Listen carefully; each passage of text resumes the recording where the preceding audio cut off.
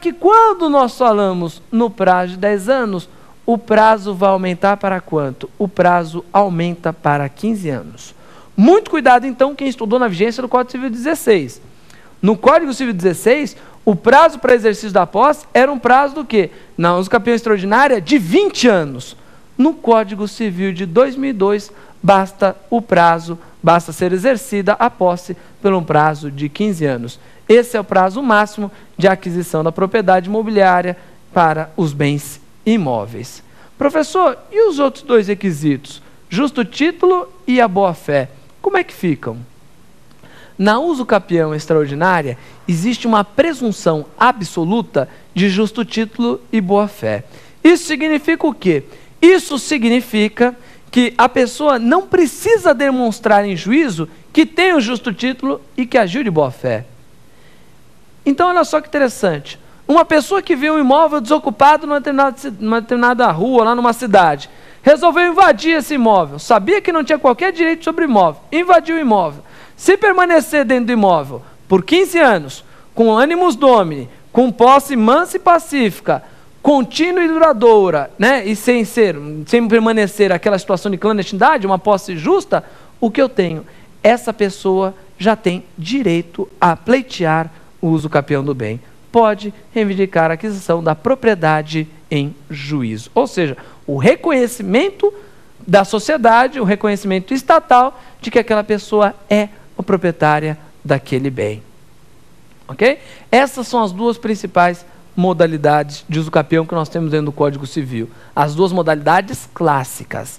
Olha só que interessante. Só que além dessas, foram trazidas pela Constituição Federal de 88, mais duas modalidades de usucapião que foram repetidas no Código Civil. Aquilo que nós estudamos em direito constitucional, previsto na Constituição, e também, claro, estudar mais até no direito civil, como usucapião constitucional, urbana e rural, hoje em dia eu posso falar também em usucapião especial, urbana e rural. São os mesmos requisitos, O Código Civil simplesmente repetiu os dispositivos da Constituição Federal no diploma aqui no Código nosso, ok?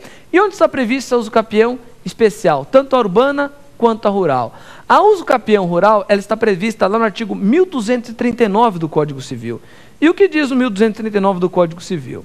Aquele que não sendo proprietário de outro imóvel, então um imóvel urbano ou rural, aqui na expressão da lei, possua como sua, por 5 anos ininterruptos e sem oposição, área de terra em zona rural não superior a 50 hectares, tornando-a produtiva por seu trabalho ou de sua moradia, tendo nela sua moradia, adquirir-lhe-á a propriedade. Então, olha só, repetindo. Aquele que não sendo proprietário de imóvel rural ou urbano, possua como sua, por 5 anos ininterruptos, sem oposição, área de terra em zona rural não superior a 50 hectares, tornando-a produtiva por seu trabalho ou de sua família, tendo nela sua moradia, adquirir-lhe-á a propriedade. Então, veja, se você estiver exercendo a posse sobre uma propriedade rural, ok? Por mais de 5 anos, e se essa propriedade não ultrapassar a medida de 50 hectares, aliado ao fato de você não ser dono de outro imóvel, seja na cidade, seja no campo, área urbana ou rural, você tem o direito de reivindicar a propriedade do bem. Professor, aqui na usucapião especial rural, importa o justo título e a boa-fé? Resposta não, não importam. Assim como não importa, também na usucapião especial urbana, que está na sequência, no artigo 1240 do Código Civil.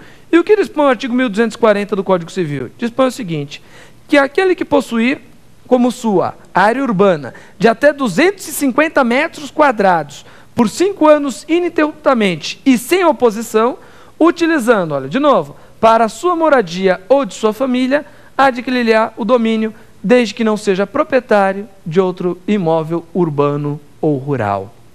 As modalidades constitucionais ou especiais de usucapião urbana e rural não exigem justo título e boa-fé. Basta que a pessoa exerça por 5 anos a posse sobre aquele imóvel urbano ou rural para que ela tenha direito ao usucapião. Mas tem que tomar cuidado com os requisitos. Não pode ser proprietária de outro imóvel, seja ele urbano ou rural e tem que exercer essa posse para a sua moradia ou para o seu trabalho, né? Ou para a moradia de sua família. Não é uma posse que tem por objetivo, né, simplesmente agregar uma propriedade a uma pessoa, mas sim proteger os direitos básicos de uma pessoa, daquela pessoa que está exercendo a posse, né, morando no bem, ou até mesmo para o seu trabalho, para a sua fonte de renda. E tomar cuidado com a limitação. Imóvel rural, 50 hectares. Professor, quanto que vale um hectare? 10 mil metros quadrados. Ou se for imóvel urbano, 250 metros quadrados. As modalidades constitucionais do capião, que foram repetidas no artigo 1239 e 1240 do Código Civil, são um belo exemplo, né, do quê? São um belo exemplo de exercício e pleno, né, conquista da função social da propriedade. Consagra-se essa função social através dessas modalidades do capião. Vamos ao nosso próximo bloco.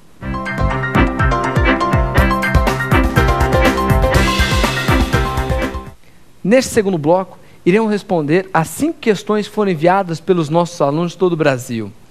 Você aí que está assistindo essa aula, que também quer participar, quer mandar a sua dúvida, quer sugerir uma pauta para um programa futuro, mande um e-mail para provafinal@lfg.com.br.